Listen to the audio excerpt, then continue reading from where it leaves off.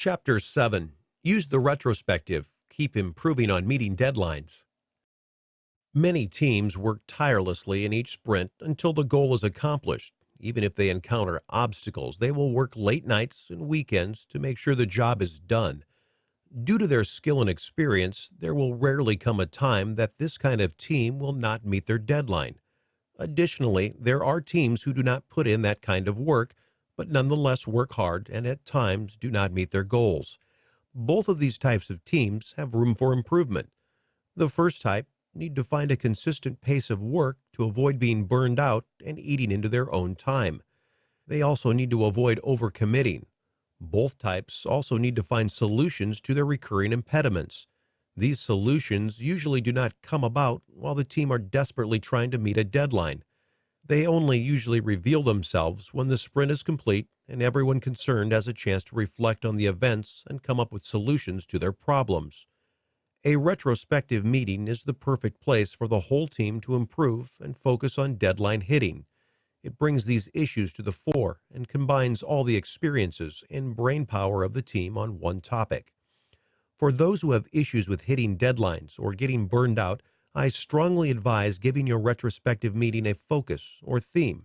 Example, saying, "As we go round the table, please also suggest how we can make sure that all items in the sprint are completed on time."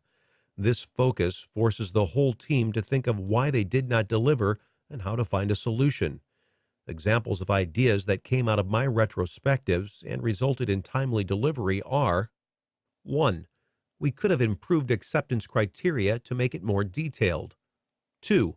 Communication should be slicker using Skype or the phone instead of email. 3. We want donuts. 4. Refer to previous estimates and time spent on task before making new estimates. 5. We should only commit to what we are sure of delivering. 6. During planning meetings, we need to make sure we are clear on the acceptance criteria. For these reasons, I can testify that the tips in this class work, so keep up the focus in retrospective meetings, and maybe you will be able to share your experiences for project success with others too. Congratulations! You now have a set of tips that will help you to complete projects on time in the real world. So what is the next step? If you are taking this class, there is a strong chance that you want to master agile methodologies.